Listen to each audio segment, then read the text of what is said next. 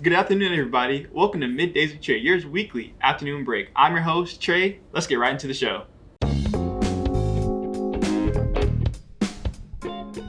Today's guest is an associate professor in the communications department, a graduate program coordinator, and is the author of this book, Interactive Media and Society. Please give it up for Dr. Corinne Dalelio. Hello. Hi, how are you doing? Good, how are you? Good, so thank you for coming on the show. Thanks for having me. Yeah.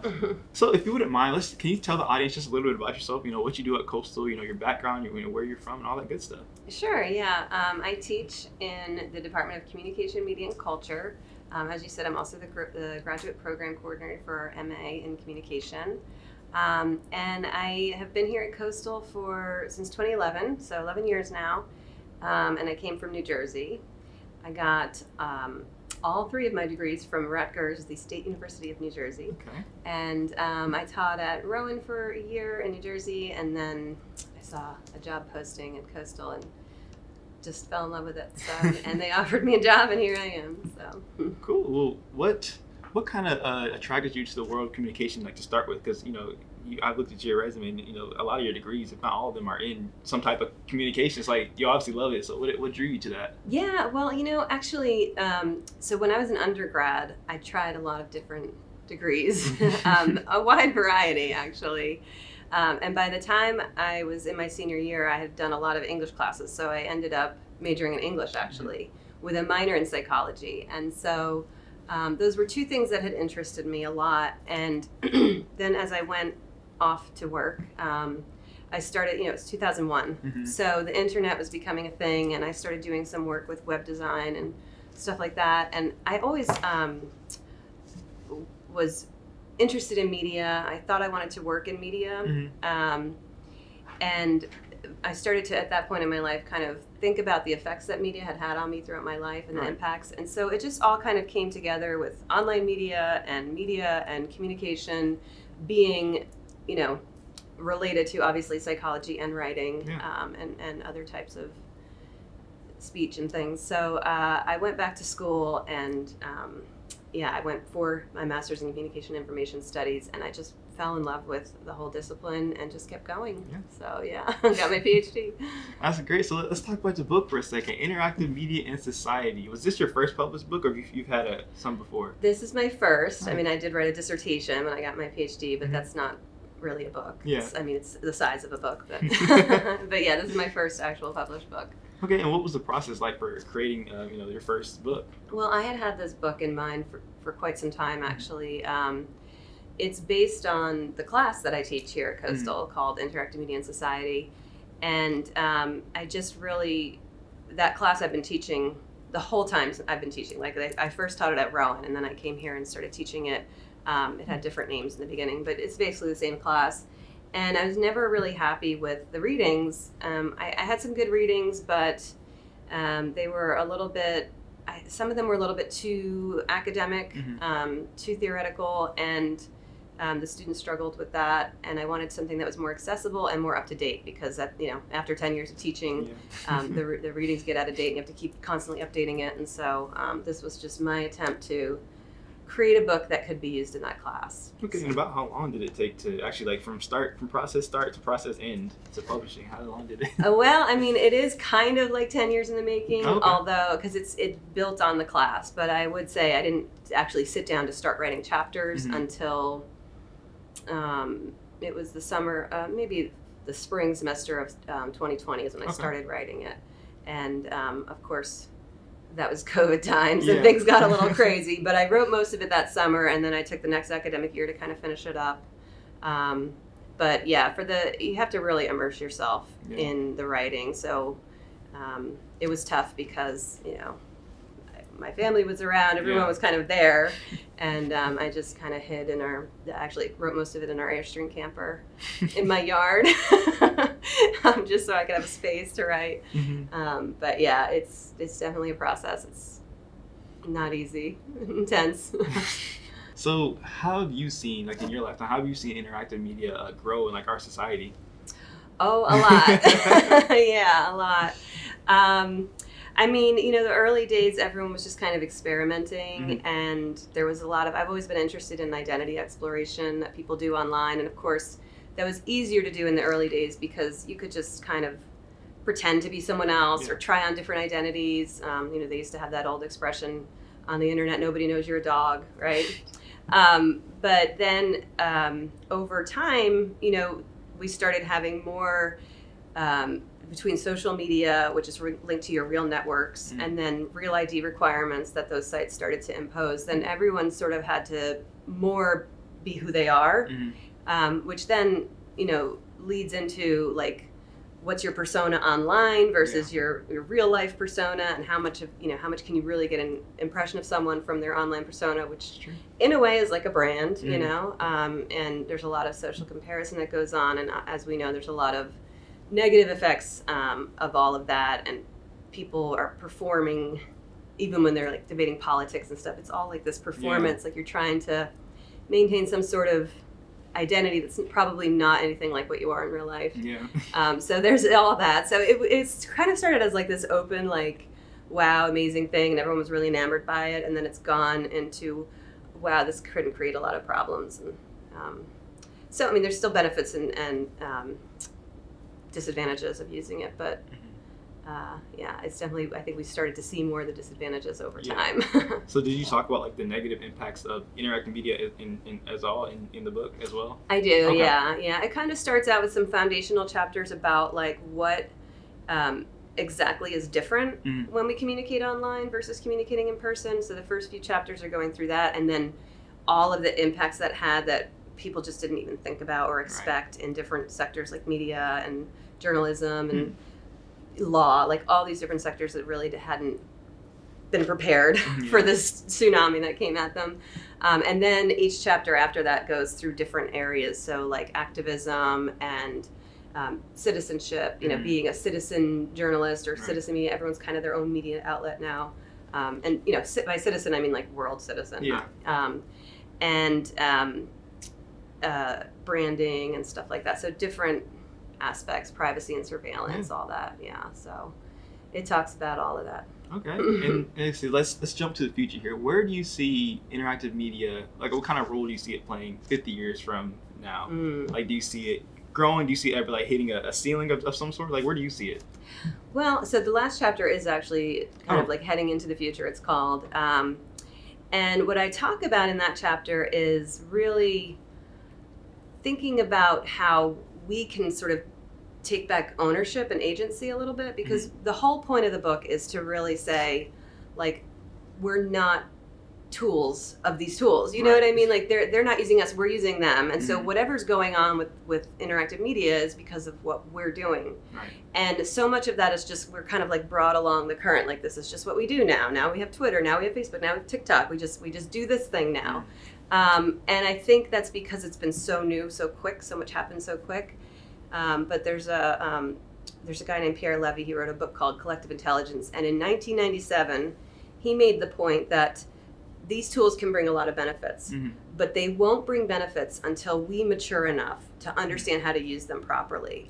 And so I think, the goal of the book is to kind of give people new ideas about what kind of ethics you can adopt when you're using these tools, what kind of norms we should be thinking about, what kind of things we should be okay with, and where we should be drawing lines.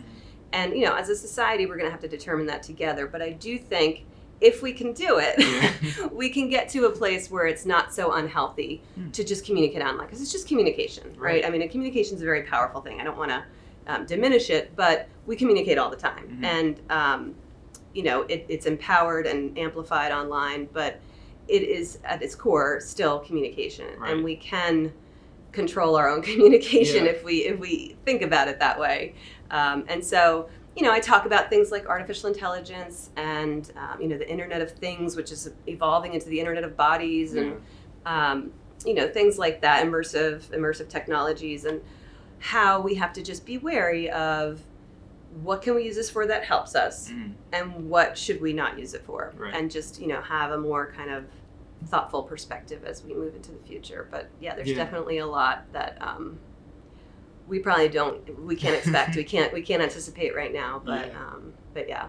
one of the things I thought was interesting just about like interactive media and all is like people like Elon Musk, how he's trying to, you know, have chips in people's brains by 2067 or something like that. Like, and like the self-driving cars where, you know, 20 years ago we thought, you know, that's never going to happen, or it'll happen in like 100 years. But today we have cars that can drive themselves in some capacity. Drawing back on my question just a little bit, do you ever think we'll hit a ceiling of like where we're like either, not to get too sci-fi, but artificial intelligence will have a mind of its own, like literally not take over as in like take over everything, but like they'll be forming their own thoughts, forming their ideas, making their own social media posts? Because I even saw a rapper, like an all digital rapper, who was completely digital, run by a studio, signed by a label, and just stuff like that is very interesting to me. So I mean, you sound like you talked about some of that stuff in your book as well. Yeah, and I mean, people talk about the singularity, right? Which is like the moment where artificial intelligence becomes self-aware, and then, you know, it is like this kind of like sci-fi, like, then what happens, right? Is it like the HAL computer, and it's going to basically kill us? So artificial intelligence can do a lot of things, and it can perform a lot of things. But it's always mimicking the human, right? Everything that it knows, and even the way that it learns and the way that it processes information is all based on what we do. And so all of that data that it's sort of collating and putting into new outputs and new formats and trying different things is still relies on the human. And I think in the artificial intelligence world, there's a lot of hype. I mean, I think that there's a lot of like, you know, that we're going to be able to, you know, extend your life 1,000 years and all these crazy things that they claim.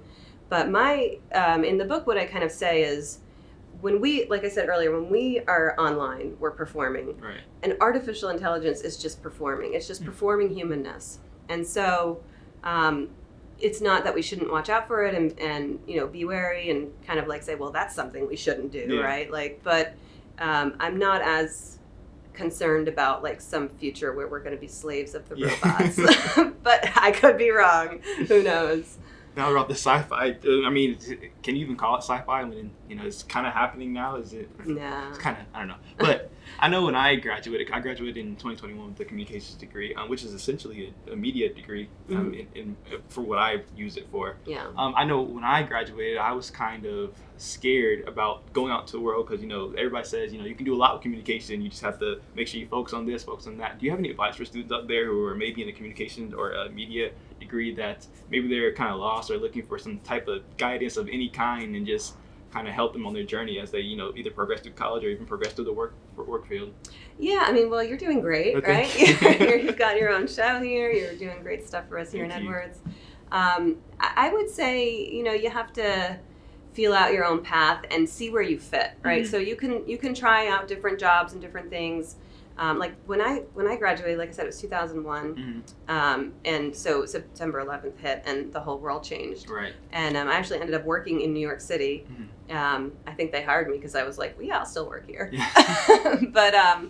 But you know, that job was an interesting experience for me because it was like, yeah, this isn't what I want to do. It was a B2B publisher, and I got to do, you know, some online web tools and stuff like that, which at that time was really crude. But it started to show me like where I could go. So you can, and every job is going to have tedious aspects. So if there's a part of your job you don't like, that doesn't mean it's not the job for you. Right. But if there's more of it that you enjoy than that you don't enjoy, then you're on the right track. Right. If there's only like one thing about your job that you like, then maybe find a job that does more of that, right? Yeah. And so you're always just kind of, I feel like everyone has like, I don't want to say destiny, but a place where they're best suited. Right. And so I would say your goal for the first few years out of college is just to figure out where you're best suited and pursue that line in your life. Well, thank you. I'm going to take that advice to heart and continue on finding my path. But thank you so much for being on the show. You know, we really got to enjoy it. Can you tell people where they can find your book? Yeah, well, it's on Amazon, but if you go to Roman.com with the publishers Rowman and Littlefield, you can get a 30% off discount with the code, and let me see if I can remember, FNF LX30. I'm almost positive that's what it is. I'll let you know if it's different. So you can get it there, the hard copy, and then there's an ebook version, which is less. It's not that cheap of a book, but the ebook version is less money. And then sometime next year, they're going to have out a paperback version, which will be less as well. So when I assign it to my class, I'm only going to assign the ebook version. So. Okay, great. Well, thank you so much for being on the show. Thank you for having me. I really appreciate it. Thank you. Thanks.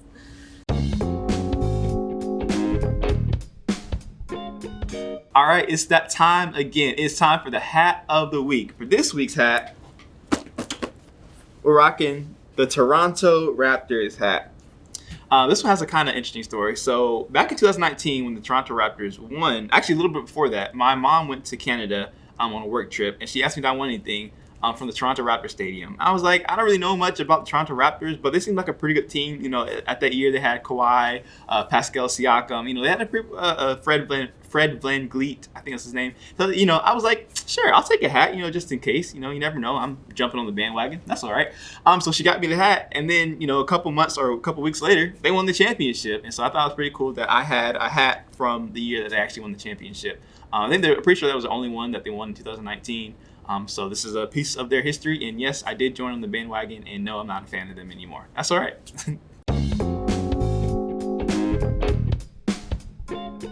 All right, it is time for your weekly updates. I'm going to be telling you about some of the events going on at the Edwards College this week. So, on Thursday, September 15th, starting at 4:30 p.m. in EHFA 256, the Jackson Family Center presents Philosopher's Corner. Well, they'll have guest scholar Sahara Fard, assistant professor in the Department of Philosophy at Ohio State University, presenting a lecture using the tools of theory to answer questions about social change. Next, on Friday, September 16th, starting at 7:30 p.m. in the Edwards Recital Hall, the Department of Music brings in award-winning German operatic tenor Gerhard Siegel to perform a song cycle by composer Franz Schubert. Finally, on Wednesday, September 21st, starting at 4:30 p.m. in the Alfred Ballroom, join John Narvin, professor in the CCU Department of History, as he discusses his book, which discusses the state's tumultuous beginnings. A lot of good events are coming up this week, and like I said, we didn't have time to touch on them all, but if you follow all the EHFA social media pages, you can be sure to follow and stay up to date with all things Edwards.